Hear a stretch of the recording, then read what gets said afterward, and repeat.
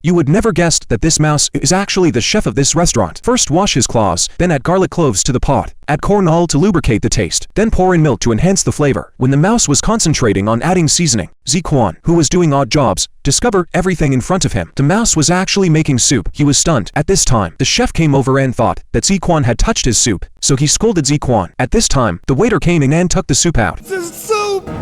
The chef wanted to stop the waiter but was still a step too late.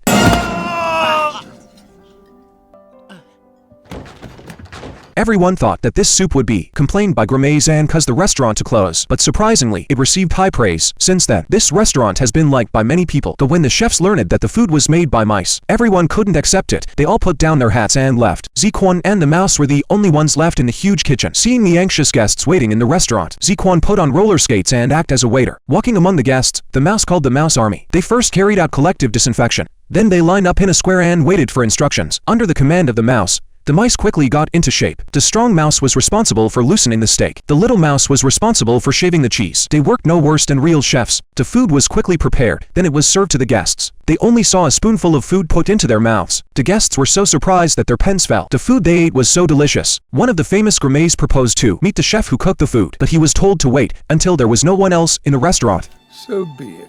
It was not until the restaurant closed that the gourmet not only saw the mouse, but also saw the kitchen controlled by the mouse army. The gourmet was silent. After returning home, the critic still chose to listen to his heart. He spent a whole night writing a food review. The mouse's cooking skills were recognized by the gourmet.